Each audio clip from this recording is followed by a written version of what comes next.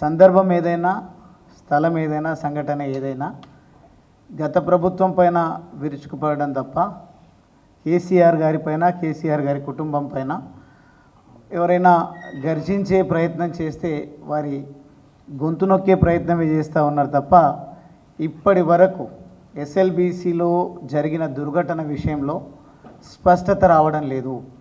ప్రత్యేకించి ఉత్తమ్ కుమార్ రెడ్డి గారు మంత్రిగా ఉంటూ ప్రతిరోజు 2 రోజుల్లో శవాలను అనలేము, కానీ మాకున్నటువంటి సమాచారం, ఎందుకంటే నేను అదే నియోజకవర్గానికి 10 సంవత్సరాలు ప్రాతినిధ్యం వహించడం జరిగింది. అక్కడ ఉన్నటువంటి జేపీ కంపెనీ వాళ్ళతో పరిచయాలు ఉన్నాయి, అక్కడ ఉన్నటువంటి కార్మికులతో పరిచయాలు ఉన్నాయి, ఇంజనీర్లతో పరిచయాలు ఉన్నాయి. కాబట్టి మేము సేకరించినటువంటి సమాచారం ప్రకారం అయితే అదే రోజు వాళ్ళు మరణించడం జరిగిందనే మాట మాకు వినిపించింది. చెల్లించి అప్పటికి కూడా మా మాజీ మంత్రివర్యులు, మా పార్టీ సీనియర్ నాయకులు హరీష్ రావు గారు దుర్ఘటన జరిగిన వెంటనే మనం అక్కడికి వెళ్తే మేము ఏదో చర్యలు చేపడతా ఉన్నాం, ఎన్డీఆర్ఎఫ్, ఆర్మీ, రెస్క్యూ టీంలను అన్నింటినీ కూడా మేము మొబిలైజ్ చేసినాం, వాళ్ళందరూ కూడా పనిలో ఉన్నారు, వీరు వచ్చి అంతరాయం కలిగిస్తున్నారనే అభాండాలు వేసేటువంటి ప్రయత్నం ఈ పనికిరాని ప్రభుత్వం చేస్తుంది. కాబట్టి మనం వాళ్ళకు అవకాశం ఇవ్వద్దు. మనం ఒకటే దేవుడి పైన భారం పెట్టి వీళ్ళు ఏ రకమైన చర్యలు చేపడతారో చూద్దాం. మొత్తంగా కార్మికులనైతే బయటపడేయాలనే ఆలోచనతోన 4-5 రోజుల పాటు ఎక్కడ నోరు మెదపకుండా అన్ని విషయాలను గమనిస్తూ పోతే చివరికి మేము అక్కడికి వెళ్ళిన రోజు ముందేమో మేము హైదరాబాద్ నుంచి బయలుదేరినప్పుడు 15-20 మంది వరకు మాత్రమే వెళ్ళండి సార్ లోపలికి, మిగతా వాళ్ళని అనుమతించడానికి వీలుండదు, ఎందుకంటే సహాయక చర్యలు కొనసాగుతూ ఉన్నాయంటే మేము చాలా పద్ధతిగా మీరు ఎంతమందిని చెప్తే అంతమంది మాత్రమే వెళ్తామని ప్రత్యేకించి మహబూబ్ నగర్ జిల్లాకు సంబంధించి, ఉమ్మడి మహబూబ్ నగర్ జిల్లా, నల్గొండ జిల్లాకు సంబంధించినటువంటి కొంతమంది ముఖ్యులతో మేము అక్కడికి వెళ్ళిన తర్వాత దోమల్పెంట చెక్ పోస్ట్ దగ్గర ఎస్పీ గారు, అదేవిధంగా మిగతా పోలీస్ పెద్దలందరూ మమ్మల్ని ఆటంకపరచడం విషయంలోనే దృష్టి కేంద్రీకరించిన తప్ప అనుమతించినాం కదా, వీళ్ళు వెళ్ళి చూసి రావడం వల్ల నష్టం లేదు అని ఎక్కడ కూడా వాళ్ళు వ్యవహరించలేదు. దీనికి కారణం నేను పోలీసు వాళ్ళని తప్పుపట్టడం లేదు, ప్రభుత్వ ఆదేశాలు చాలా స్పష్టంగా ఉంటా ఉన్నాయి. ఎక్కడికి ప్రతిపక్ష నాయకులు వచ్చినా వాళ్ళను ఆపాలి, వాళ్ళకి అవకాశం ఇవ్వదు. ఎందుకంటే ఉద్యమం నుంచి పోరాటాలు చేస్తూ ఉన్నారు, విషయాల పట్ల అవగాహన ఉంది, ప్రభుత్వాన్ని 10 సంవత్సరాలు అద్భుతంగా నడిపించిండ్రు. కాబట్టి లోపాలను, మేము చేస్తున్నటువంటి దుర్మార్గాలను ఎత్తి చూపే ప్రయత్నం చేస్తారు. తద్వారా ఇప్పటికే ప్రభుత్వం యొక్క ఇమేజ్ సర్వనాశనమైంది వారి అరాచకాల వల్ల, చేతగాని అసమర్థత వల్ల. ఇంకా దీన్నే కనుక వెలుగెత్తి చాటినట్టయితే ప్రజలు మా పైన తిరగబడతారు అనే భయంతోన మమ్మల్ని ఘటనా స్థలానికి వెళ్లకుండా ఆటంకపరచడం జరిగింది. కొంత లోపలికి వెళ్ళిన తర్వాత మళ్ళీ అక్కడికి వెళ్ళినాక ఆంక్షలు విధిస్తే హరీష్ రావు గారు, పెద్దలు శ్రీనివాస్ గౌడ్ గారు, నేను, మాతో పాటు వచ్చినటువంటి నవీన్ కుమార్ రెడ్డి గారు, మేమందరం కూడా ఇక్కడ బైఠాయించి కొట్లాడి కొంతమంది మాత్రం లోపలికి వెళ్ళగలిగినాం. అక్కడికి లోపలికి వెళ్తే అక్కడ ఏం చర్యలు లేవు, కేవలం చూస్తూ ఉన్నారు తప్పిస్తే పెద్దగా సహాయక చర్యలు చేపట్టినట్టుగా కనిపించలేదు. కన్వేయర్ బెల్ట్ విషయంలో వాళ్ళు తీసుకున్నటువంటి నిర్ణయాలు కానీ, రిపేర్ చేసేటువంటి పద్ధతులను కానీ ఇవి కూడా మేమైతే గమనించలేదు. అక్కడ ఇంజనీర్లు ఉన్నారు, వాళ్ళతో మేము మాట్లాడితే సార్ వాళ్ళు మాట్లాడుతున్నారు కానీ మేము బయట చెప్పలేము అని భయపడుతూ ఇది 10-15 రోజులైనా బయటకు వచ్చే పరిస్థితి లేదు సార్, అంత దారుణంగా కూలిపోయింది. దీనికి కారణం ఏ ప్రాజెక్ట్ అయినా కొంత కాలం పాటు ఆగింది అంటే మళ్ళీ నిపుణుల సలహాలు, సూచనలు, కావలసినటువంటి అనుమతులతోనే మేము మొదలు పెట్టాలి. కానీ ఈ ప్రభుత్వం ఏదో మేము చేసినామని చూయించుకోవడం కోసం ఆదరబాదరగా మాతో పనులు మొదలుపెట్టించింది.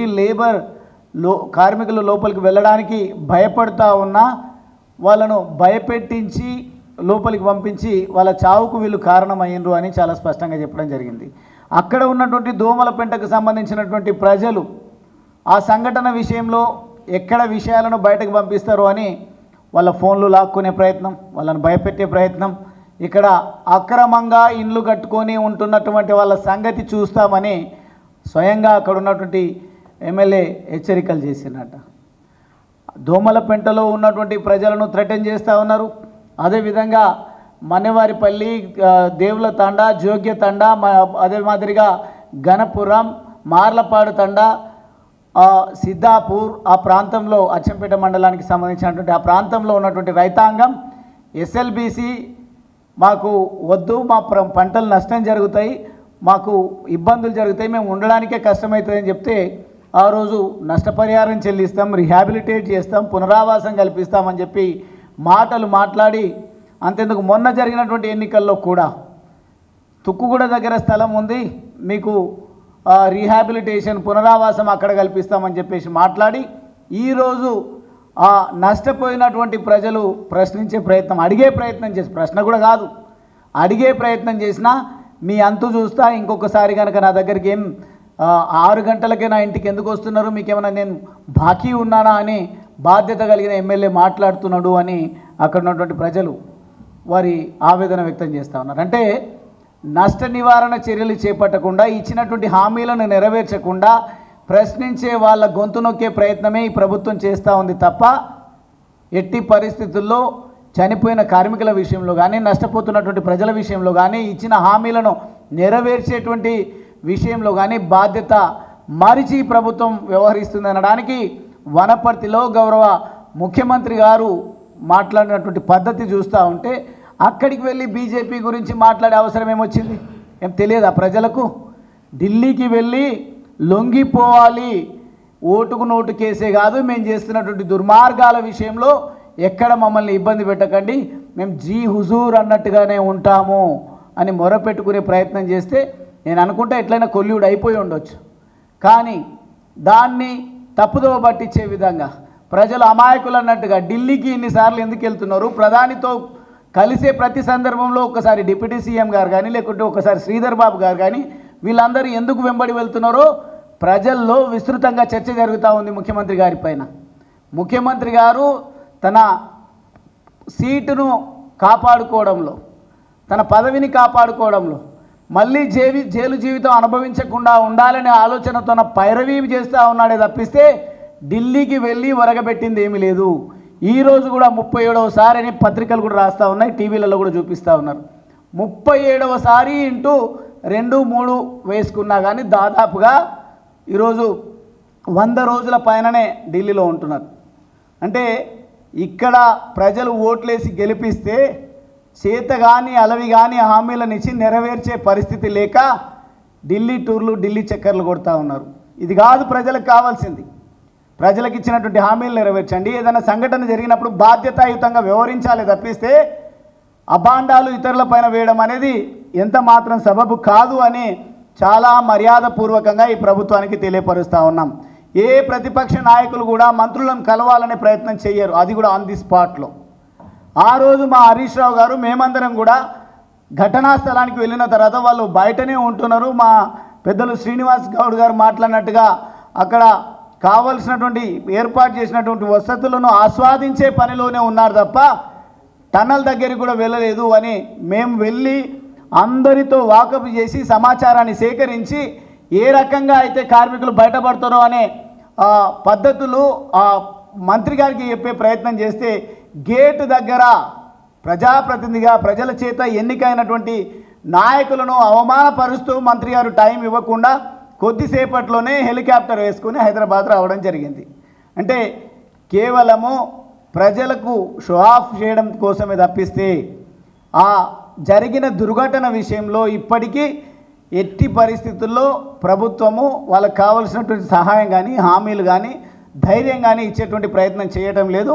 వెంటనే ప్రభుత్వం బాధ్యత వహించి ఈ ఘటనకు సంబంధించినటువంటి వాళ్ళు అయితే కాంట్రాక్టర్ బాధ్యుడైనా బాధ్యుని పైన చర్యలు తీసుకోండి, లేదంటే ప్రభుత్వంలో ఉన్నటువంటి మంత్రులు కానీ, అధికారులు కానీ వారి వైఫల్యాల వల్ల కార్మికులు ఇబ్బంది పడ్డారు అంటే మాత్రం దానికి నష్టం బాధ్యత ఎవరు వహించాలనో దాని విషయంలో స్పష్టత ఇచ్చి ఇకనైనా తమ అసమర్థతను ఒప్పుకొని చెంపలేసుకొని మర్యాదపూర్వకంగా సమాధానం చెప్పాలి తప్పిస్తే ఎదురు దాడికి దిగితే మాత్రం ఊరుకునే ప్రసక్తే లేదు.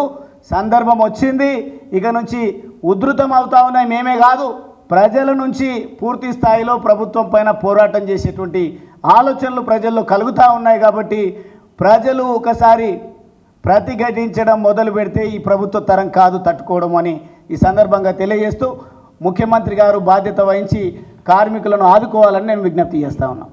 మిత్రులందరికీ నమస్కారం. మా సహచర ఉద్యమకారుడు, పార్టీ సీనియర్ నాయకుడు, మాజీ శాసనసభ్యుడు గోల బాలరాజు గారు, గౌరవనీయులు శాసనమండలి సభ్యుడు నవీన్ రెడ్డి గారు, మాజీ చైర్మన్ రవి గారు, BC corporation BC commission member Subrat Patel గారు, అందరికి పేరు పేరు నమస్కారం. నిన్న ముఖ్యమంత్రి గారు చదువుకున్న ప్లేస్లో, ఎదిగిన ప్లేస్లో, జన్మనిచ్చిన గడ్డ మీద మాట్లాడేటప్పుడు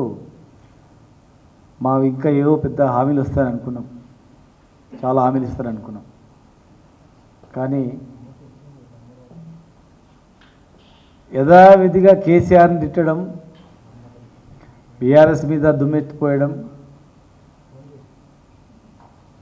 కూలిందే బీఆర్ఎస్ ప్రభుత్వం వల్ల అని చెప్పడం అనేది నిజంగా మరి ఒక ముఖ్యమంత్రిగా ఉండి అట్లా మాట్లాడడం అనేది చాలా బాధాకరం.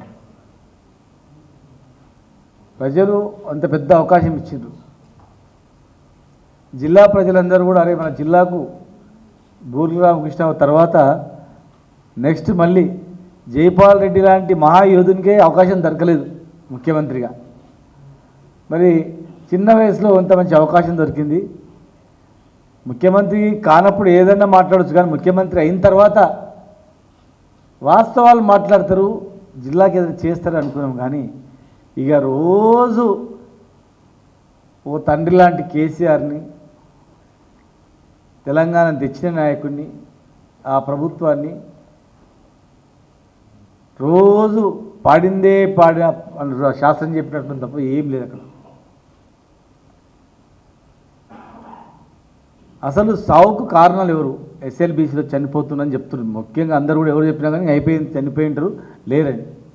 ఆ ప్రమాదానికి కారణాలు ఏంటి అనేది ప్రభుత్వం తరఫున వివరణ ఇవ్వాలి. బాధ్యులు ఎవరు? సమీక్ష ఉండాలి. ఎందుకు లేట్ అయింది? అసలు పర్మిషన్స్ అన్నీ ఉన్నాయా? Geological survey of India permission ఇచ్చిందా? రాక్ సంబంధించినటువంటి సైంటిస్టులు దీని మీద ఏమైనా సలహాలు సూచనలు ఇచ్చిండ్రా? పునః ప్రారంభించేటప్పుడు ఒక ప్రాజెక్టు నీళ్లు వరద ఎక్కువ వస్తున్నందుకు, కూలిపోయే ప్రమాదం ఉన్నందుకు ఆపినరు. మళ్ళీ నెక్స్ట్ స్టార్ట్ అయ్యేటప్పుడు ఇన్ని రోజుల తర్వాత దానికి ఏదైనా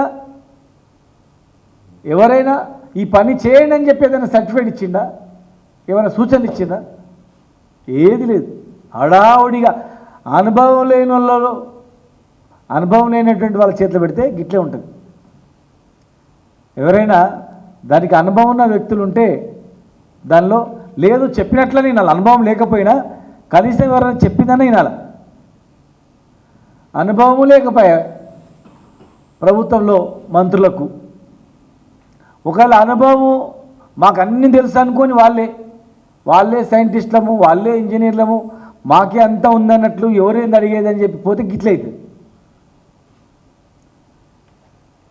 ఇన్ని రోజులైంది, 8 రోజులు దాటిపోయింది. ఎవరు ఈ ప్రమాదానికి కారకులని చెప్పిర్రా? టీఆర్ఎస్ అంట. బీఆర్ఎస్ ప్రభుత్వం వల్లనే ఊలిపోయిందని. పెద్దవాగు, ఖమ్మం జిల్లాలో పెద్దవాగు బీఆర్ఎస్ ప్రభుత్వం వల్లే ఊలిపోయిందా? సుంకిశాల బీఆర్ఎస్ ప్రభుత్వం వల్లే ఊడిపోయిందా? ఒక టైంలో పంపులు మునిగిపోయి ఈ రోజు వరకు తెలిపలే, అది బీఆర్ఎస్ ప్రభుత్వం వల్లే మునిగిపోయిందా? ప్రజలు చెప్తే కూడా ఇంజనీర్లు లేదు, మీరు ఎవరు లేదు, కనీసం అక్కడ చూడడానికి కూడా పోలేదు. పచ్చి అబద్ధాలు మాట్లాడుతూ ఉన్నారు. పార్టీ మారంగానే పవిత్రత అయినట్లు కొంతమంది అయితే మరి అసలు ఏం నోవనే లేదంటున్నారు. లెక్కలతో సహా క్లియర్గా ఇక్కడ ఆధారాలతో సహా ఉన్నాయి. అసలు మీ ప్రభుత్వంలో మీ దగ్గర ఉన్నాయి కదా. 2005లో ప్రారంభించినటువంటి మీరు 2014 వరకు మీరు 22 కిలోమీటర్లు ఇయర్ వైజ్గా ఉంది. ఇక్కడ ఇయర్ వైజ్గా మీకు డాటా మీ దగ్గర ఉంది. మసిగూసి మారేడుకాయ చేసినట్టు మీరు ఏదో చెప్తే ప్రజలు నమ్ముతారనుకుంటే 2014 వరకు మీరు 22 కిలోమీటర్లు చదివితే మరి 2 సంవత్సరాల కరోనా ఉన్నా కూడా దాదాపు 12 కిలోమీటర్లు తవ్వింది. ఇది వాస్తవం కాదా? తవ్వకపోతే దాదాపు 3,900 కోట్లు ఎట్లా ఖర్చు అవుతుంది? మీ హాయంలో అన్ని సంవత్సరాలు పనిచేసి 2006 నుంచి 14 వరకు అన్ని సంవత్సరాల్లో మీరు 3,600 రూపాయలు ఖర్చు చేసి పనులు చేస్తే మా ప్రభుత్వ హాయంలో 3,900 కోట్లు ఖర్చు పెట్టింది. వాస్తవం కాదా? ఫైనాన్స్ డిపార్ట్మెంట్ లెక్కలు ఉంటాయి కదా. ఒక ప్రభుత్వం మాట్లాడేటప్పుడు ఒక లెక్కలు ఉండాలి, అధికారులను పక్కన పెట్టుకోవాలి, లెక్కలతో సహా చెప్పాలి. ఇది అడ్డగోలి, ఇది తెలంగాణ గవర్నమెంట్ ఇదేనా? అడ్డగోలిగా మాట్లాడితే ఎట్లా? ప్రజలు చూస్తలేరా? ఒక మంత్రి గారేమో హెలికాప్టర్ లేదు నేను పోను, హెలికాప్టర్ వస్తేనే నేను పోతా అని చెప్పి హెలికాప్టర్ రాని రోజు ఒక మంత్రి పోడు. ఇక ఎలక్షన్ల మీద పని మీద ముఖ్యమంత్రి గారు ఎలక్షన్లు, మంత్రి గారు హెలికాప్టర్ లేదని పోవడం, ఇక ఇంకో మంత్రి విదేశాలు తిరగడం. తప్పులు చేసేది వాళ్ళు, ఉల్టం మా ప్రభుత్వం మీద, మాజీ ముఖ్యమంత్రి గారి మీద, ఇరిగేషన్ మాజీ మంత్రి హరీష్ రావు గారి మీద దుమ్మెత్తిపోయడమే. హరీష్ రావు గారు వచ్చిండని చెప్పి ఆయన మీద ఆరోపణలు. ఆయన వచ్చి మేము అందరం తోలుకొని మేము అందరం కలిసిపోతేనే కదా బాలరాజు గారి నియోజకవర్గం అది. ఆయన పని చేస్తామంటే అడుగు పెడితే ఆయన మీద లేనిపోని ఆంక్షలు, భార్య తీసుకోకపోతే ఆంక్షలే, ఫ్యామిలీతోనే పోతే ఆంక్షలే, అవమానపరిచే రీతిలో. ఇక అవమానాన్ని తట్టుకోలేక హరీష్ అన్న మనం పోదాందా పాలమరలేక అర్లి పోదామని చెప్పి అందరం కలిసిపోతే కనీసం గేట్ లోపల కూడా రానియలేదు మమ్మల్ని. గేట్లకు లోపలికి ఎంటర్ కూడా కానియలేదు. ఏం చేద్దాం చెప్తామంటే వాళ్ళ తప్పులన్నీ అడుగుతామని, ఎత్తి చూపుతామని చెప్పని. 21 నాడు ఒక శాసనసభ్యుని కూతురు ప్రీ వెడ్డింగ్కు అబుదాబి పోతే 22 నాడు సంఘటన అయింది. సంఘటన జరిగిన తర్వాత ఒక సంఘటన మీదేసి ఈయన బాధ్యుడు అంటారు. అసలు విషయాలు మీకు తెలియదేమో. ఆ ప్రీ వెడ్డింగ్కి ఒక మంత్రిగా నల్గొండ జిల్లా మంత్రి కూడా ఉన్నాడు మరి ఆ వెడ్డింగ్లో.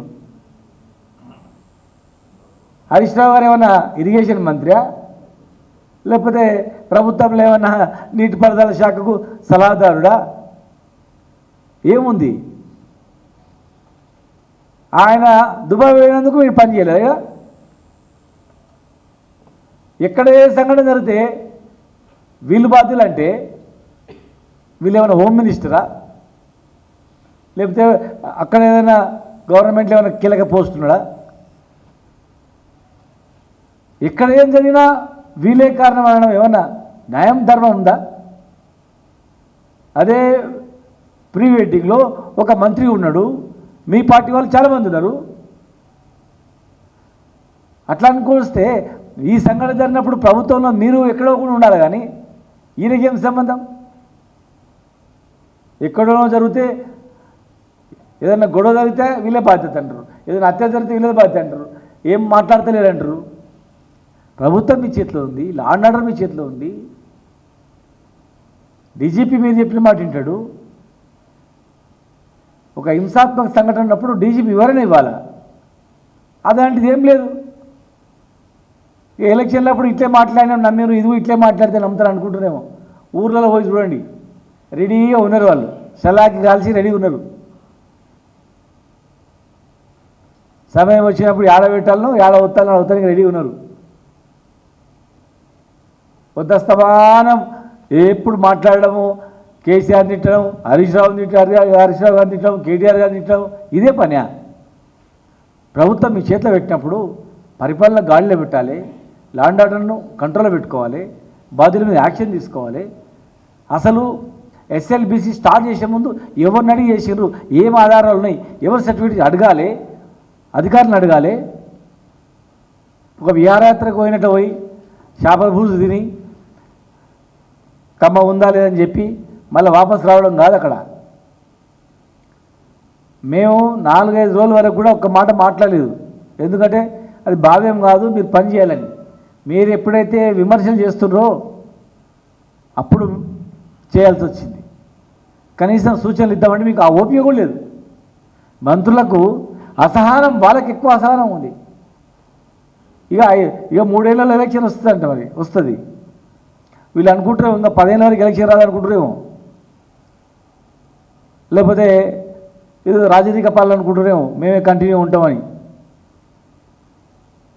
ప్రజాస్వామ్యంలో ప్రజలు మేము ఇంత చేస్తే మరి మిమ్మల్ని దింపినా అనుకోవచ్చు. మీరు మాకన్నా ఎక్కువ పొడుస్తాం, మాకన్నా ఎక్కువ చేస్తామంటే నమ్మిండ్రు, మోసపోయి మీకు ఓట్లు వేసిండ్రు. దాన్ని మీకు కూడా తెలుసు.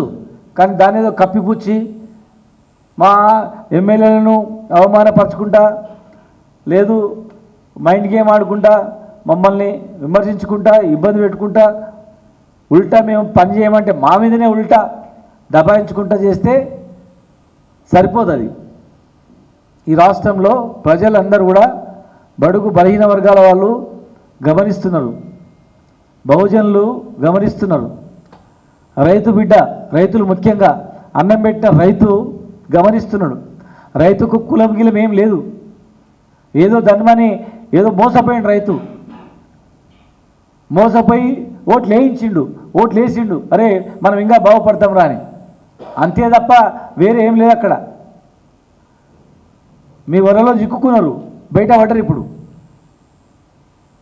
ఇంత అన్యాయంగా మాట్లాడమా? అసలు కన్వేయర్ బెల్ట్ ఒక్కటి రిపేర్ చేస్తే కూడా ఈ పాటికి సగం పని అయ్యేది. చిన్న కన్వేయర్ బెల్ట్ని రిపేర్ చేయడానికి చేతకాలి ఇప్పటివరకు కూడా. లోపల నుంచి మట్టి తేవాలంటే కన్వేయర్ బెల్టే తిరుగుతూ ఉంటుంది బెల్టు.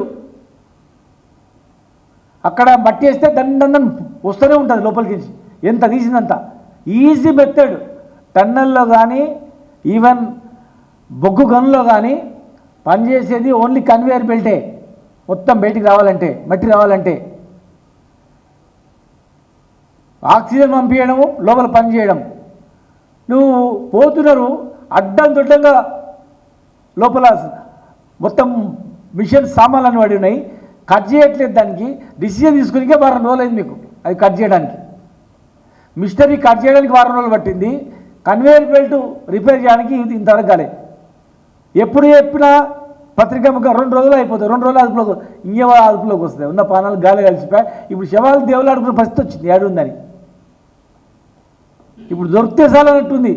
చనిపోయిన శవాలు దొరికితే చాలన్న దేవుడు అన్న ఆ పరిస్థితి వచ్చింది మీ నిర్వాహకానికి. నిండుగా 8 ప్రాణాలు గాలి కలిస్తే మీ వ్యవహారం వల్ల, మీ చర్యల వల్ల, మీ దుందుడుకు చర్యల వల్ల. మీరు అనుకున్న ఇవాళ కాదు రేపు దన్మని మొత్తం పొడిచి మేమే ఎస్ఎల్బీసీ నీళ్ళు తెచ్చిన అనిపించుకోవాలని చూసారు. కానీ ప్రాణాలు రుళ్ళే, పేదల ప్రాణాలు మీకు లెక్క లేదు. ప్రాజెక్టు మీద అవగాహన లేదు. ప్రమాదం జరిగితే ఏం చేయాలనే ముందు జాగ్రత్త చర్యలు లేవు, ఏమి లేవు. ఇంకా రోబోలు వస్తారట, ఎప్పుడో సచ్చినాక వస్తారా? రోబోలు యాడికి నుంచి వస్తాయి? డ్రోన్ కెమెరాలు, రోబోలు. చిన్న కన్వేయర్ బెల్ట్ రిపేర్ చేయడానికి మీకు ఇంతవరకు అయితే లేదు. ఇవైతే ఏట్ల రాయి తినడంట, మన ఏది కూట్ల రాయి తినడంటే ఏట్ల రాయి తీస్తానంట. నమ్ముతాడు. తల్లిలో ఇంత రాయి తినడంట, ఏట్లు రాయి నమ్ముతాడు. చిన్న బెల్ట్ అండి. మట్టి తీసినామంటే మేము ఎన్ని లారీలు తీసిరు అని చెప్పి వెతుకుతా ఉన్నాం. ఏడబోసిరు అంటే చిన్న 10 గంపల గింత ఇట్లా పడ్డది. ఆ విలేకరులు చూపించి గిదే చూడన్నా అని చెప్పి. ప్రమాదం జరుగుతుందని నైట్ డ్యూటీలో ఉన్నటువంటి 42 మంది కార్మికులు చెప్పినా కూడా మీరు లోపలికి పంపించిండ్రు. కూలుతుంది పోద్దు అన్న వీళ్ళని లోపలికి పంపించిండ్రు. పోయిన తర్వాత 10 నిమిషాలు ఆగిన బతికేవాళ్ళు హడావిడిని లోపలికి పంపించారు. ఒక ఛాయ్ నీళ్ళు ఆగినా మేము బతికేటోళ్ళం సార్ అని ప్రత్యక్ష సాక్షులు చెప్పారు. 42 మంది దిగిన వాళ్ళు కొంతమంది కార్మికులు మాకు చెప్పిండ్రు.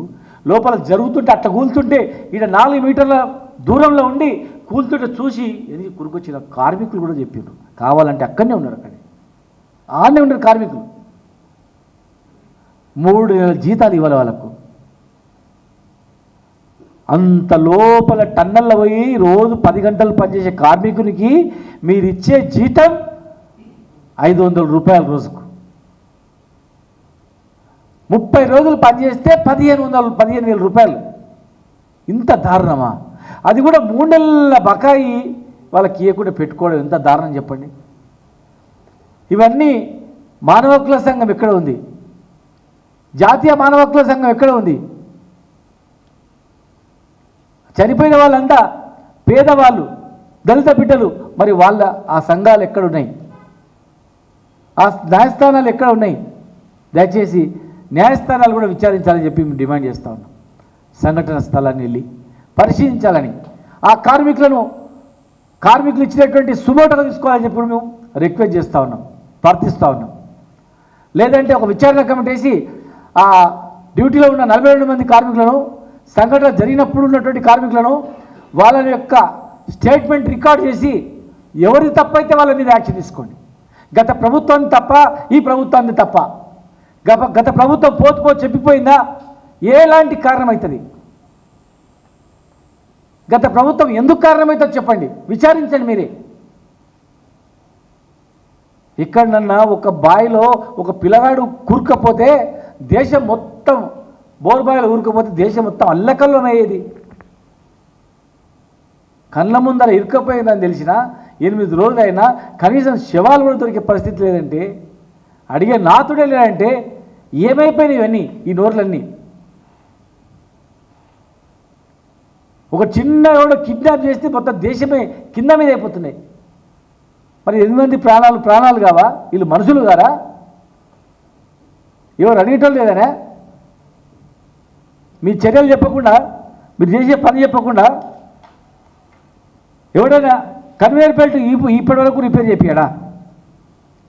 టన్నుల్లో బోర్ మిషన్ మొత్తం కింద మీద వాడి పేపర్లు టీవీలో చూస్తారు, బోర్ మిషన్ అనిపిస్తుంటుంది కింద మీద, అది చెల్లా చెదురుగా ఉంది. అవన్నీ కట్ చేసి బయటికి పంపాలా. లోపల పోతున్నారు ట్రైన్లా, లోపల ఫోన్ మాట్లాడుతున్నారు, హలో హలో హలో అని. ఎవరైనా ఫోన్ పని చేస్తుందా అబ్బాయి? లోపల ఫోన్ పని చేస్తుందా? ఎవరు పిచ్చోళ్ళైనా? గాలి ఉండదు, ఏముండదు, ఉబ్బర వస్తుంటుంది, తల్లాడుతుంటారు. లోపల ఫోన్ మాట్లాడుతున్నారు. ఒక మంత్రి చెప్తాడు, ఒక మంత్రి ఏమో ఫోన్ రింగ్ అయిందని చెప్తాడు వాళ్ళ చేతిలో, ఇంకో మంత్రి ఏమో గోడకు చెవులు పెట్టి వినిపిస్తుందని చెప్తాడు, ఇంకో 2 రోజులు తీస్తుందని చెప్తాడు, ఇంకో ఆయన హెలికాప్టర్లో దిగాలి, నేనే పోను పో అని చెప్తాడు. పోయిన ఆయన ఆన్నే కూర్చుంటాడు, హెలికాప్టర్ దిగి మంచి చేపల రోజు తిని బయటకు వస్తారు. విలాసవంతంగా మీరు చేసుకుంటూ మేమేం అంటలేమని చెప్పని, మేమేం మాట్లాడతలేమని చెప్పని మీరు ఇష్టానుసారంగా మా మీద మాట్లాడతారా? ఇష్టానుసారంగా మా మీద నిష్ఠూరం వేస్తారా? ఇదేం పద్ధతి? ఉత్తమ్ కుమార్ రెడ్డి గారు ఒక క్రమశిక్షణ గల మిలిటరీలో పనిచేసి వచ్చిండు. వారు కనీసం వీళ్ళు ఎవరేం మాట్లాడినా కూడా, ఉత్తమ్ కుమార్ రెడ్డి గారు ఒక మిలిటరీ మ్యాన్గా, ఒక మేజర్గా పనిచేసిన వ్యక్తి, ఒక సీనియర్ ఆఫీసర్ పనిచేసిన వ్యక్తి, చదువుకున్నాడు. అలా మేము పోయినప్పుడు రాండి అని కూర్చోబెట్టాల. బీజేపీ వాళ్ళు వస్తేనేమో పిలుస్తారు లోపలికి, వాళ్ళతో మాట్లాడతారు. మేమేం చేసినామే? 12 కిలోమీటర్లు కంప్లీట్ చేయడం తప్పైందా? పాలమూరుకు 10 లక్షల ఎకరాల భూమికి నీళ్ళు ఇచ్చిన తప్పైందా? మీరు ప్రారంభించిన ప్రాజెక్టులు కంప్లీట్ చేయడం తప్పైందా? కొత్తగా పాలమూరు రంగారెడ్డి జిల్లా ప్రాజెక్టు తెచ్చి 5 రిజర్వాయర్లు కంప్లీట్ చేయడం తప్పైందా?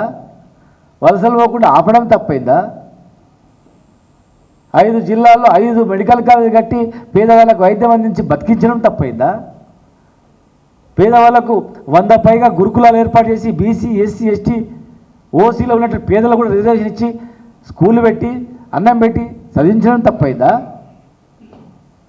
ఏం తప్పైంది? రోడ్లు వేయడం తప్పైందా? కనెక్టివిటీ పెంచడం తప్పైందా? ఏం తప్పు చేసినామని బీఆర్ఎస్ నాయకులను మీరు మాట్లాడుతూ ఉన్నారు, నిర్బంధిస్తూ ఉన్నారు.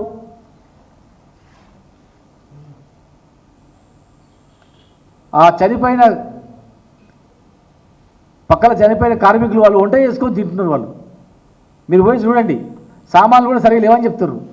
మిగిలిపోయి చనిపోయేటప్పుడు బతికి బయటపడ్డోళ్ళు ఆ షెడ్ కింద అన్నం వండుకొని సగం సగం కూరలు వండుకొని తింటున్నారు వాళ్ళు. నేను తప్పైతే రేపే హోదాం బస్సు కట్టండి. ఆ 42 మంది చనిపోయిన కదా ముందు డ్యూటీ చేసిన వాళ్ళు మిగతా వాళ్ళు మేము కలిసి అక్కడ మీటింగ్ పెడదాం. మేము చెప్పింది తప్ప అనేది 3 నెలల జీతాలు ఇవ్వలేదు, మాకు కష్టాలు ఉన్నాయని వాళ్ళు చెప్పలేదు అనుకోండి, మీరు ఏం చెప్తే అదిగా సిద్ధం దానికి. మేమేమంటలేమని మీరు రాష్ట్రాన్ని విచ్చేరుడు చేసి నాశనం చేస్తామంటే ఊరుకోం మేము.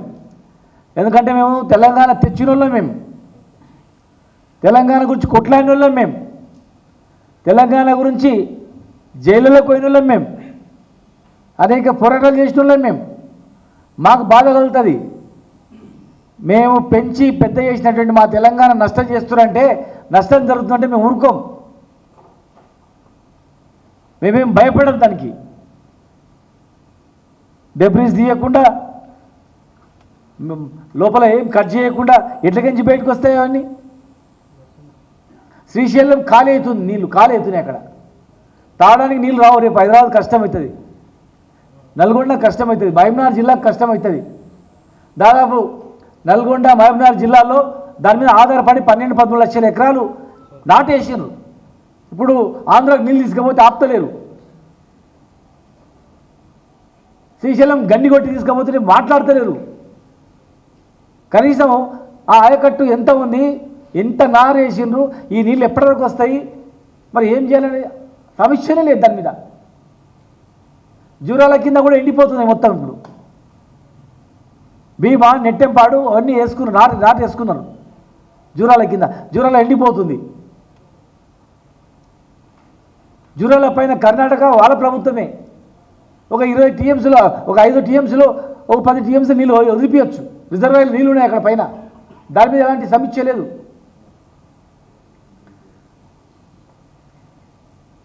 అసలు పోతిరెడ్డిపాడు నుంచి నీళ్ళు తీసుకుపోతుంటే ఏం మాట్లాడట్లేదు. కనీసం కేఆర్ఎంబీకి వెళ్ళి ఫిర్యాదు కూడా చేయట్లేదు. ఇగో అక్రమంగా నీళ్ళు తీసుకుపోతున్నారు, రేపు మా పరిస్థితి ఏంది. అది hydel project, Srisailam hydel project టోటల్గా మరి విద్యుత్ బంద్ అవుతుంది, తాగడానికి నీళ్ళు కష్టమవుతున్నాయి. మా వాటా ఎంత ఒప్పుకున్నారు. కేఆర్ఎంబీలో గొడవ చేసే వరకు అసెంబ్లీ తీర్మానం చేశారు, వాపసు తీసుకుంటున్నామని చెప్పి. ఒక అవగాహన లేకుండా కనీసం అడగాల. బేషజాలకు పోయి మోమాటం పోయి వీళ్ళిందా అడిగేది అంతా కష్ట. మేము తెచ్చినందుకే కదా ఇలా మీరందరూ కూడా ముఖ్యమంత్రులు మంత్రులైంది.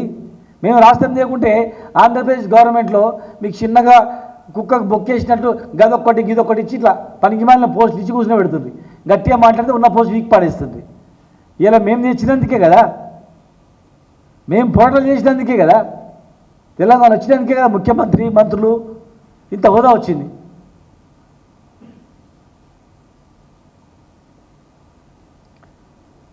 గోదావరి నీళ్లను బనకచెర్ల లింకు ద్వారా ఆంధ్ర తీసుకుపోవాలని ప్రయత్నం చేస్తున్నారు. పోతిరెడ్డిపాడు తూములన్నీ పెంచిండ్రు. తర్వాత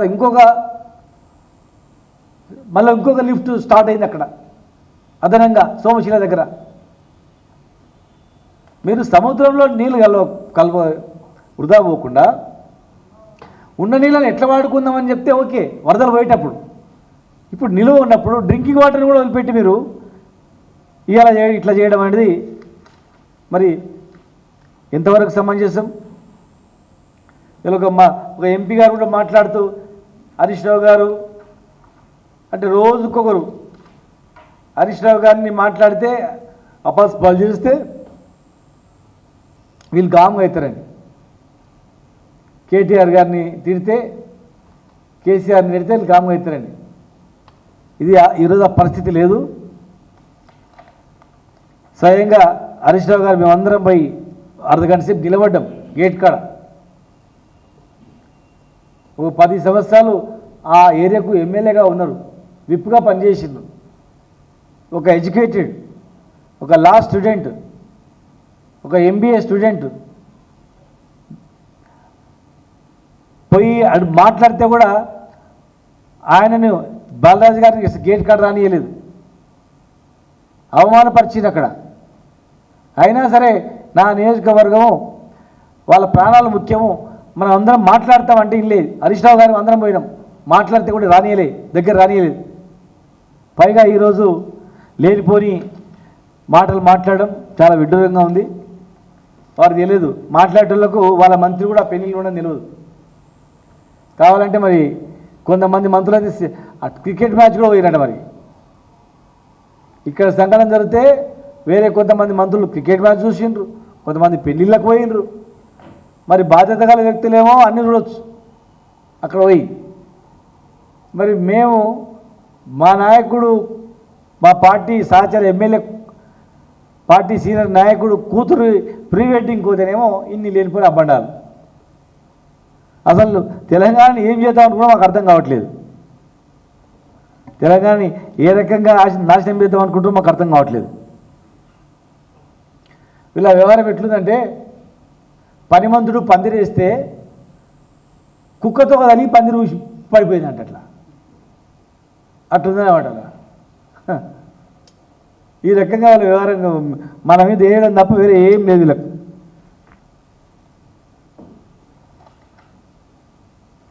ఇది ఒక్క అంశమే కాదు, ఈరోజు హాస్టల్లో చూసినా అదే పరిస్థితి ఉంది, ప్రాజెక్టులు చూసినా అదే పరిస్థితి ఉంది, సంక్షేమ పథకాలు చూసినా అదే పరిస్థితి. ఇట్లా గ్రాఫ్ పెరిగి ఇట్లా కింద పడిపోయింది. ఇక వీళ్ళకి ఏంటంటే ఏ సంఘటన జరిగినా వీళ్ళ మీద వేయాలి. ఏ జరిగినా కూడా దగ్గినా వీళ్ళ వల్లే దగ్గినరు, తుమ్మినా వీళ్ళ వల్లే తుమ్మినరు. ఇక వీళ్ళ నుంచే ఇట్లా అయింది. ఇంకా ఏ జరిగినా ఇంకా వీళ్ళ మీద వేయాలి, వీళ్ళతో ఈ కుటుంబం వీళ్ళతో మాట్లాడాలి తప్ప వేరే ఏం లేదు అనుకుంటారు. ఇది పద్ధతి కాదు. ముఖ్యమంత్రి గారు కూడా ఒక్కసారి వారు కూడా ఆలోచన చేయాలా, ఒక మంచి అవకాశాన్ని ఎట్లా సద్వినియోగం చేసుకోవాలని చెప్పి మంచి సలహాలు తీసుకోవాలా. రాష్ట్రంలో మొత్తం అల్లకల్లోలం అయిపోతుంది. ఒక కాంట్రాక్టరు బిల్లు తేవాలనే కష్టం ఉంది, ఒక చిన్న ప్రాజెక్టు ముందు తీసుకోవాలనే కష్టం ఉంది, ఒక ఇల్లు కట్టుకోవాలనే కష్టం ఉంది, ఒక బిల్డర్ ఒక అపార్ట్మెంట్ కట్టాలన్న కష్టం ఉంది, ఒక లేఅవుట్ చేయాలన్న కష్టం ఉంది, ఫైలు సబ్మిట్ చేయాలంటే భయపడే పరిస్థితిలో ఉంది. అలా ఇక సంవత్సరానికే ఈ పరిస్థితి వచ్చింది. 4 ఏళ్లలో ఎంతవరకు వస్తుందో చూసుకోండి. సరి చేసుకుంటారా, ఇదే విధంగా చేస్తారా? మరి ప్రజలైతే ఊరుకోరు. తెలంగాణ ప్రజలు చాలా సహనం ఓపికతో ఇంతవరకు ఇచ్చారు, మీకు సమయం ఇచ్చారు.